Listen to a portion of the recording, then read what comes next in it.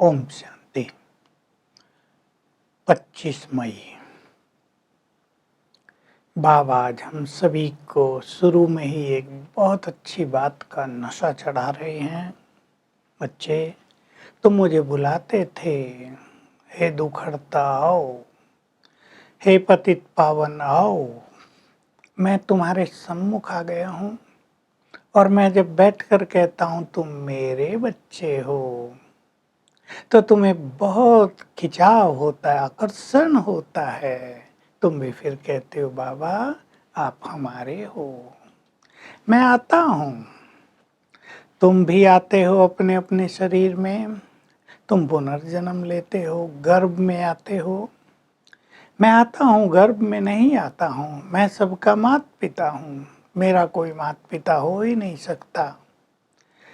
मैं इस पुनर्जन्म में नहीं आता, लेकिन मैं अजन्मा भी नहीं हूँ, क्योंकि मैं आता अवश्य हूँ। ब्रह्मा के बूढ़े तन में प्रवेश करता हूँ, तुम सबको पतित से पावन बनाता हूँ, तुम्हें दुखों से मुक्त करता हूँ और सतयुग में ले चलता हूँ। सतयुग में तुमको नए वस्त्र थे, वस्त्र बाबा शरीर को कह रहे हैं। जैसे तुम आत्माओं ने यहाँ ये वस्त्र पहने हैं, ये तुम्हारे पुराने वस्त्र हो गए, पतित वस्त्र हो गए। सतयुग में तुम इन लक्ष्मी नारायण के राज में थे, उनके वंशज हो। सुंदर शरीर थे, वस्त्र थे, दैवी निर्विकारी तुम आत्माएं हो। अब मैं तुम्हें घर ले चलने के लिए आ गया हूँ। यहाँ तुम आत्माओं का आत्माओं से मोह हो गया है, यानी मनुष्यों का मनुष्य से। अब तुम्हारा मोह हो गया है मुझ परमात्मा से। इसलिए मैं कहता हूँ केवल मुझे याद करो और तुम अशरीरी हो जाओ। देह सहित देह के ये जो तुम्हारे संबंध हैं, ये सब अब नहीं रहेंगे। ये खेल खत्म होने वाला है। इन्हें भूल कर तुम अशरीरी होकर मुझे याद करो, तो तुम्हारे विकर्म विनाश हो जाएंगे, तुम पावन बन जाओगे। मच्छरों के समान सभी को देह छोड़ने हैं। अब बाबा आज दूसरी बात विनाश की बड़ी कर रहे हैं। इस विनाश की भी ड्रामा में भारी नोंद है।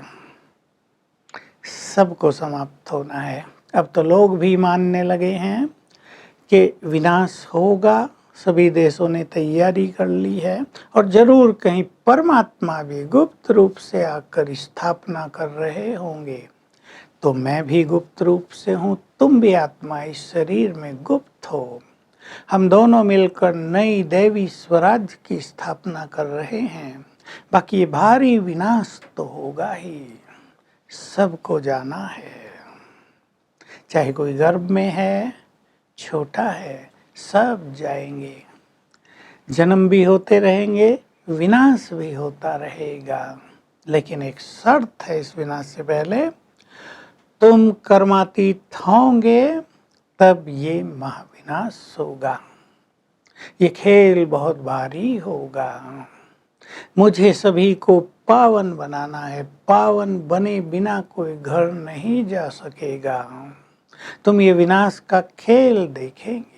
तुम्हारे लिए नई दुनिया स्थापित हो रही है। मेरा इस दुनिया में कहीं भी मोह नहीं है, क्योंकि मैं तो आया ही हूँ संसार को समाप्त करने के लिए, दैवी स्वराज स्थापित करने के लिए। मुझे दुनिया समाप्त करनी है, तो इसमें मेरा मोह कैसे हो सकता है। बाबा कई बार विनाश की आज बात की है।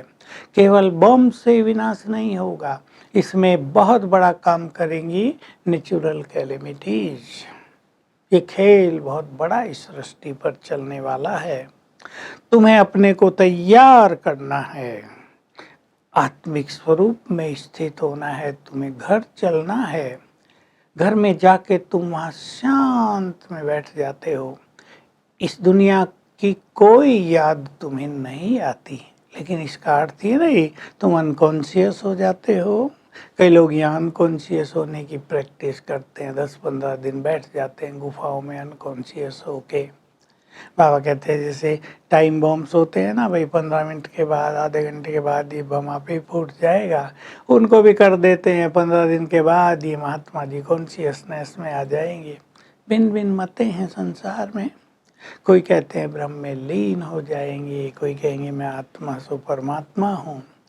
इन सब से तो तुम्हारे विकर्म विनाश होंगे नहीं। तुम्हें तो पावन बनना है, दैवी स्वराज्य में चलना है। मैं उस दैवी दुनिया की स्थापना कर रहा हूँ। तो आज बाबा खुले रूप से बोल रहे हैं, ये सृष्टि में जो कुछ तुम देखते हो ये नहीं रहेगा, वहाँ विनाश हो जाएगा।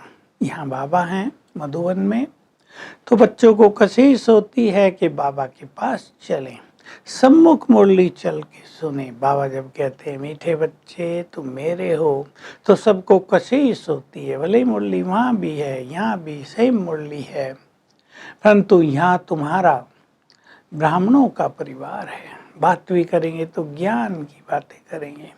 वहाँ पतितों के साथ तुम्हें रहना पड़ता है, उनके वाइब्रेशंस का इफेक्ट तुम पर आता है, तो तुम अपनी स्थिति को उतना अच्छा नहीं बना सकते। कहते हैं बाबा यहाँ आते हैं तो हमारा योग बहुत अच्छा लगता है। ये बात तो ठीक है, किसी का यहाँ अच्छा लगता है और किसी का यहाँ भी और गृहस्थ में भी, दोनों जगह योग बहुत अच्छा लगता है।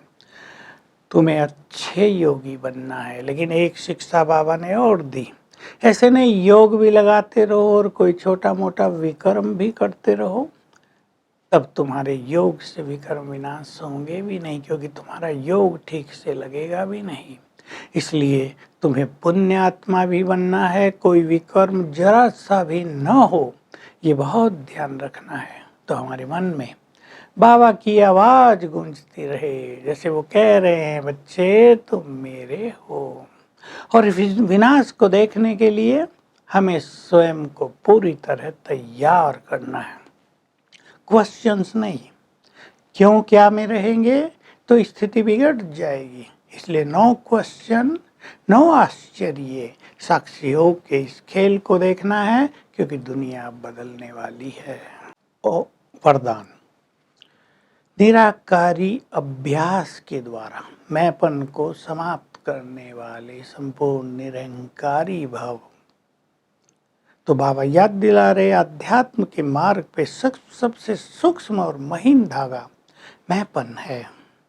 मैंपन बहुत रहता है तो कहीं ना कहीं देहधारियों से, व्यक्ति वस्तुओं से लगाव हो जाता है, और लगाव होने के कारण फिर स्थिति बिगड़ जाती है। इसलिए बार बार निराकारी स्वरूप का अभ्यास करो तो मैंपन छूट जाएगा और तुम संपूर्ण निरंकारी बन जाओगे। स्लोगन है, किसी की बुरी या अच्छी बात देखकर सुनकर संकल्प में भी घृणा भाव लाना, ये भी परमत है। तो आज हम बाबा के सम्मुख अपने को देखेंगे। मैं मास्टर ज्ञान सूर्य, और ज्ञान सूर्य सम्मुख है, और जैसे मुझे कह रहे हैं बच्चे तुम मेरे हो, और सामने से उनकी शक्तियों की किरणें मुझ पर पड़ रही हैं। ओम शांति।